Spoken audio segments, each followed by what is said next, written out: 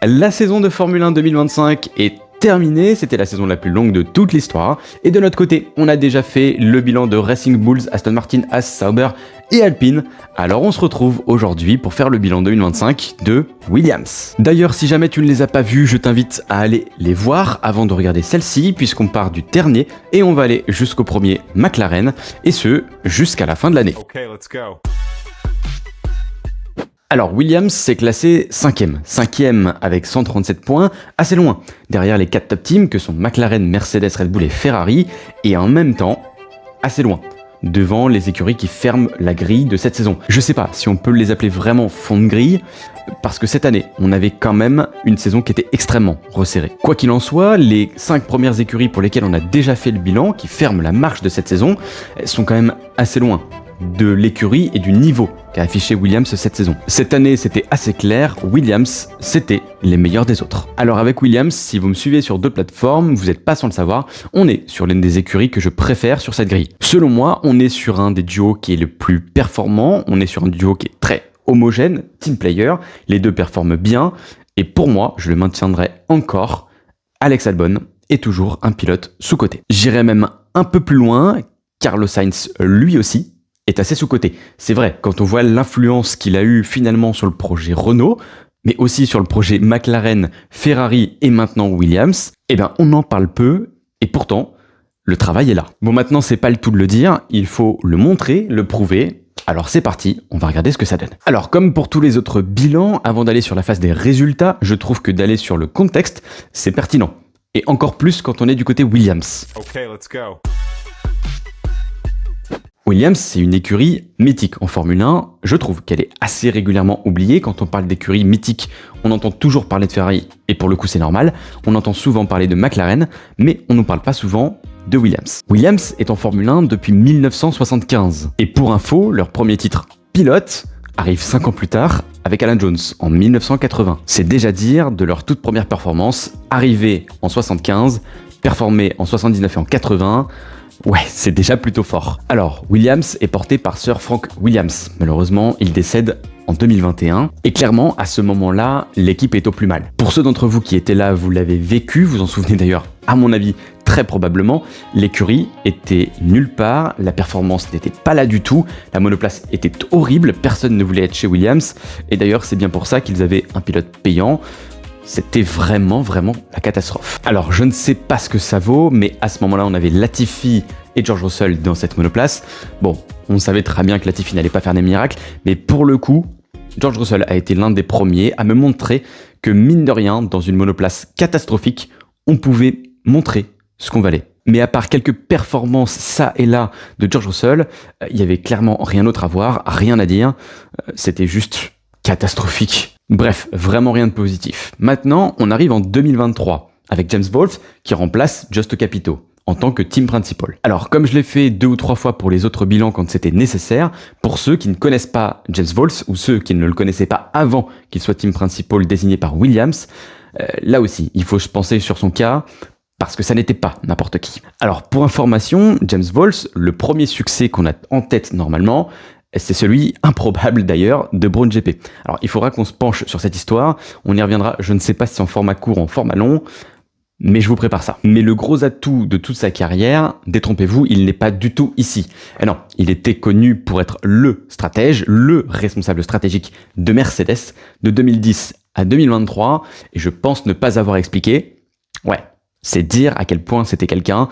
Oui, la stratégie c'était quand même le point fort de Mercedes, et sur toutes ces années. Alors, si on fait un petit point rappel, en 2024, on a 3 pilotes qui montent dans la Williams. Puisqu'on a commencé avec le duo Alex Albon, Logan Sargent, et puis, sur les derniers Grands Prix, on a quelqu'un qui a pointé le bout de son nez, un Argentin, que vous connaissez bien maintenant, puisqu'il s'agit de Franco Colapinto. Alors là, attention, parce que l'équipe était avant-dernière, elle avait seulement 17 points, ouais, c'était vraiment pas terrible du tout. Et d'ailleurs, ça le montrera encore plus si on les décompose, c'est 12 points marqués par Alex Albon, et 5 par Franco Colapinto. D'ailleurs, si là je dois faire une petite aparté, 5 points pour Franco Colapinto, alors qu'il a eu que 8 ou 9 Grands Prix de mémoire, dans cette Williams, qui était l'avant-dernière monoplace du plateau, bah c'est pas mal quand même. D'ailleurs, et je remets ça là parce que ça va nous servir, ils n'ont fait que 5 arrivées dans les points, en 2024. Et donc là encore, ça remet dans le contexte de là où se trouvait Williams, mais aussi de la performance, si on peut l'appeler ainsi, de Franco Colapinto, qui arrive sans expérience, il faut le rappeler, mais surtout sans ayant fait même une seule saison de Formule 2 complète. Alors c'est là qu'on commence à voir les premiers points et les premiers pions placés stratégiquement par James Vowles, parce que c'est terminer les rookies, terminer les pilotes payants ou les pilotes imméritants. On arrive avec un très très beau duo et séduisant, plutôt sexy même d'ailleurs, de Alex Albon et de Carlos Sainz. Okay, let's go. Alors là, pour le coup, faut le dire, le duo Carlos Sainz-Albon, plus que séduisant, il est surtout ultra complémentaire. Je l'ai dit tout à l'heure, les deux sont vraiment des team players. Ils jouent tous les deux dans la même catégorie, ils s'entraident, ils progressent ensemble. Et c'est quelque part aussi plus simple quand tu ne joues pas le titre ou les podiums tous les week-ends à la régulière. Carlos Sainz, pour le coup, était une évidence. On savait qu'il n'allait pas être prolongé par Ferrari avec le choix de Lewis Hamilton. Très franchement, c'est une magnifique pioche pour Williams. Alors pourquoi on choisit l'Espagnol ? Bah oui, l'Espagnol avait finalement plusieurs choix. Mercedes avait un baquet, Red Bull avait un baquet, il y a eu des rumeurs avec Alpine, d'autres ça et là, notamment Audi. Mais pour Williams, je dirais que c'est le projet qui a fait pencher la balance. Et oui, parce qu'on repart de très loin, et quelque part, quand on repart de très loin et qu'on s'appelle Williams, écurie mythique comme on l'a dit, quand on est dirigé par James Vowles, je suis sûr qu'il y a clairement des ambitions. Carlos Sainz est un homme d'expérience, il l'a montré par le passé, notamment chez Ferrari, il a de la vitesse, mais surtout, et c'est peut-être ça le plus important, il a surtout un gros retour technique, parce que ça a été mentionné par Fred Vasseur, Charles Leclerc et beaucoup de personnes dans le team de Ferrari. Au-delà de ça, il a beaucoup d'expérience, c'est vrai, mais surtout dans le midfield. Et c'est peut-être ça que cherchait finalement James Vowles et Williams avec Carlos Sainz. On l'a vu quand il était chez McLaren, quand il a d'ailleurs dominé Lando Norris. Pour moi, c'est pas un hasard. Carlos Sainz n'aura peut-être jamais de championnat du monde, c'est une possibilité, mais je crois que dans les batailles dans le midfield, il y a très peu de pilotes aujourd'hui qui est capable de faire mieux. Il est très régulier, fait très peu d'erreurs, mais surtout défend et attaque très bien dans le peloton, et c'est ça la vraie force de Carlos Sainz. Et quelque part, Williams savait très bien qu'il n'allait pas jouer premier, ni deuxième, ni troisième, mais qu'ils avaient l'espoir de ne pas jouer 9 et 10e. Bon, maintenant qu'on a donné le contexte et qu'on a expliqué pourquoi Carlos Sainz est arrivé chez Williams, c'est peu de dire que l'objectif est clairement rempli. Alors, je vous ai donné la statistique tout à l'heure, 5 arrivées dans les points sur une saison à 23 Grands Prix en 2024, alors qu'en 2025, il y a eu seulement 6 arrivées, 6 week-ends, sans arriver dans les points pour Williams. La tendance est totalement inversée, c'est dire à quel point la différence est immense. D'ailleurs, au-delà des chiffres, et là encore, s'il vous plaît, je vous demande un esprit critique, à chaque fois qu'on vous donne une statistique ou des chiffres comme cela, essayez de toujours remettre dans le contexte et de voir à quel point ça peut avoir un impact. Je viens de vous dire 6 week-ends sans scorer le moindre point pour Williams. Ok, il termine 5e du championnat constructeur. On place qui devant ? Ferrari, Red Bull, McLaren et Mercedes. Ça veut dire qu'à la régulière, vous avez de toute manière 8 monoplaces qui vous prennent des points. Oui, sauf qu'il y a quand même eu pas mal de pistes où la Racing Bulls, l'Aston Martin, voire même parfois la Haas, était meilleure que la Williams. Donc c'est dire, seulement 6 week-ends sans inscrire le moindre point, sachant qu'il y a eu 2-3 erreurs et on y reviendra, franchement, c'est vraiment épatant. Alors au classement général, Alex Albon termine 8e et Carlos Sainz, lui, termine 9e. Bon, ne vous méprenez pas, il n'y a que 9 points d'écart. 9 points d'écart, sachant qu'Alex Albon est dans une Williams depuis bien plus longtemps que Carlos Sainz, mais surtout que les deux se valent très clairement, et 9 points d'écart, ça le montre. D'ailleurs, on parle souvent du début de saison loupé de Carlos Sainz, et plutôt d'une inversion entre les deux dans cette saison, ce qui est vrai, c'est le cas, on le verra tout à l'heure. Alors oui, personnellement, je trouve que l'adaptation au final de Carlos Sainz, c'est plutôt passé assez rapidement, et elle a été plutôt bien faite. Ouais, je vous parle d'adaptation et c'est pas un hasard, parce qu'on en reparlera du coup dans le prochain bilan, vous l'avez compris. Mais même si tu passes 12 ans dans une écurie, tu restes un pilote de Formule 1, surtout quand tu es septuple champion du monde, je ne crois pas qu'on peut parler d'adaptation quand tu loupes toute une année entière. Et Carlos Sainz le montre. Alors certes, il n'a pas passé 10 ou 12 ans chez Ferrari, mais il est pilote de Formule 1 et a toujours été pilote de Formule 1.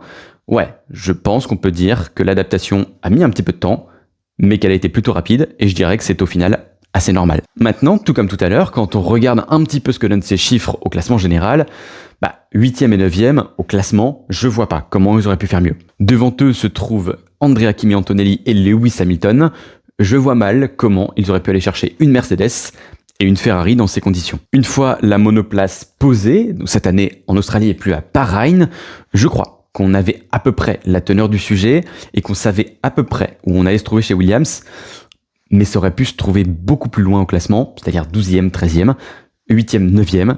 Je pense que c'était ce qu'il y avait de mieux à aller chercher et ils l'ont fait. Bravo. Maintenant, si on regarde d'un œil un peu plus global, faut tout regarder.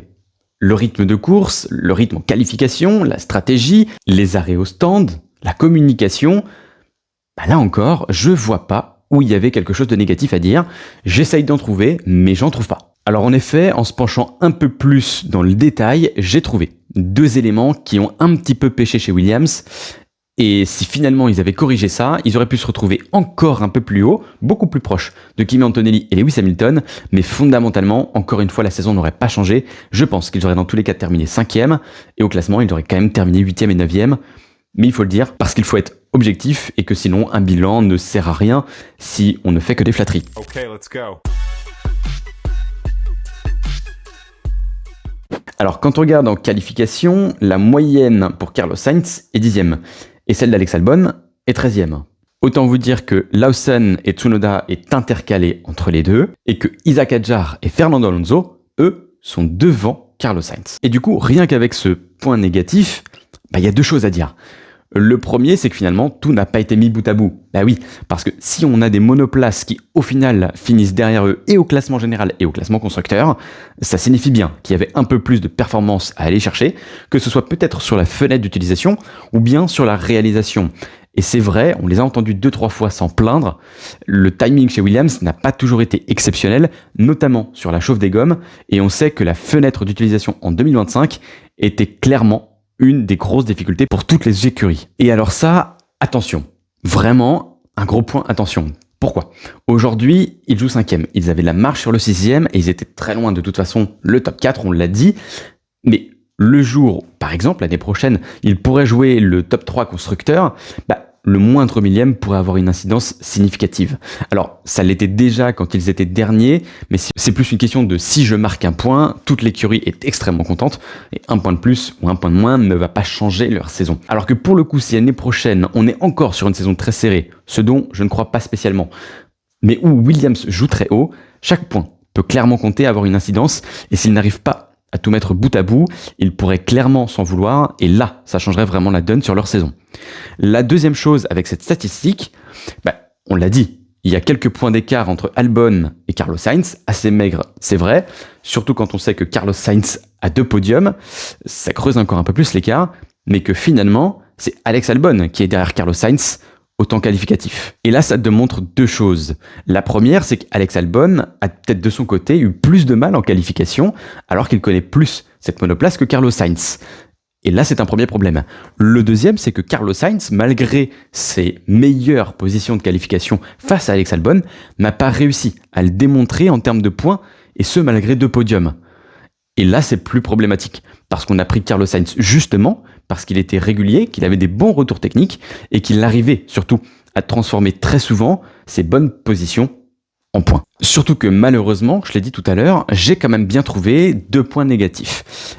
Et le deuxième, il est peut-être un peu plus problématique. En effet, le début de saison de Carlos Sainz, il est vraiment pas parfait.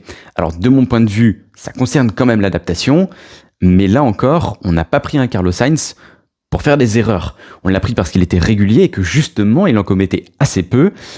Et ça, c'est pas normal quand on s'appelle Carlos Sainz. Ne pas être tout de suite dans le rythme et marquer un peu le coup face à son coéquipier qu'elle a depuis 4 ans, Alex Albon, ça peut se comprendre. Mais faire des erreurs de presque rookie et être assez brouillon, non. Ça, quand on est Carlos Sainz, ça passe pas. Eh oui, parce que malgré son expérience, ça ne marque aucun point en Australie.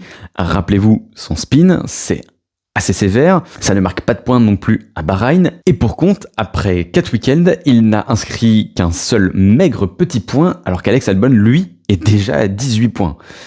Ouais, l'écart est assez énorme sur 4 Grands Prix, quand on sait qu'on est dans une Williams. Sauf que ça ne serait pas un point négatif si ça ne concernait que Carlos Sainz. Parce que Carlos Sainz venait d'arriver chez Williams, et même si c'était problématique, ce serait pas vraiment un gros point négatif. Le point négatif, c'est parce que ça a été aussi le cas d'Alex Albon, mais pour le coup, en seconde partie de saison. Et là encore, 1, ça n'est pas normal, et 2, c'est presque inquiétant. Et bah oui, parce que mine de rien, quand Carlos Sainz marque 2 podiums en fin de saison, Albon, lui, se bat beaucoup trop loin. Et oui, parce que là aussi, pour compte, Alex Albon ne marque que 3 points sur les 8 derniers week-ends, c'est extrêmement peu. De l'autre côté, Carlos Sainz en marque 48. L'écart est vraiment beaucoup trop important. Okay, let's go. Alors c'est vrai que mine de rien, leur saison est belle, que leur retour est très beau et que ça fera plaisir à bon nombre d'entre nous et d'entre vous. Mais ça n'est pas normal. Il y a eu un gros trou en début de saison pour Carlos Sainz avec des erreurs vraiment évitables et à l'inverse d'Alex Albon. Et j'espère que l'année prochaine, ils pourront tout mettre bout à bout parce que mine de rien, si vous mettez une saison complète et régulière, ça aurait pu faire encore plus mal. Alors pour conclure, comme d'habitude, et comme pour tous les autres bilans qu'on a fait et que je vais faire, je vais jouer le jeu et je vais leur mettre une note sur 10. D'ailleurs, je vous laisse aller le faire en commentaire avant de voir la mienne. Donc je vais parler un petit peu le temps que vous puissiez la mettre. Mais c'est vrai que je ne voyais pas du tout Williams revenir à ce moment-là et à ce niveau-là. Bah oui, on est quand même juste avant la grosse réglementation majeure. Il n'y a pas eu tant d'évolution que ça sur la Williams. Je ne m'attendais pas à ce retour-là aux affaires. Mine de rien, ils finissent 5e, donc devant Racing Bulls, mais aussi devant Aston Martin, ou plutôt Alonso Martin Team. Comme quoi, le sportif peut parfois primer sur le côté business. Et ça fait plaisir. Alors je l'ai dit tout à l'heure, je vais jouer le jeu et je vais leur donner une note sur 10, comme je l'ai fait pour toutes les autres écuries, et on sera probablement sur l'une des meilleures notes, si ce n'est la meilleure note de toute l'année. Ouais, moi personnellement je leur mets un 8 sur 10, leur saison est quand même très bonne, on a vu qu'il y avait aussi des points négatifs, peut-être que j'ai mis une note un peu trop haute et que ça valait peut-être plus 7 sur 10. Mais globalement, qui en 2024 pouvait promettre une saison comme celle-ci pour 2025 quand on voit là où ils étaient en 2024 et là où ils sont en 2025, clairement l'objectif est plus que rempli. Le duo est complémentaire, il marche bien, Carlos Sainz a prouvé pourquoi il est arrivé. Franchement, bravo. Alors de leur côté, si on doit parler un petit peu d'avenir, j'avoue que j'aimais quelques craintes. C'est vrai que j'aime bien Williams, donc j'avoue que j'ai un peu plus tendance à être négatif que positif quand c'est le cas. Mais je dois dire que c'est une équipe qui est assez discrète, on n'en sait pas encore beaucoup. Mais je suis pas sûr qu'ils arrivent à réitérer cette performance et de là à aller encore de l'avant.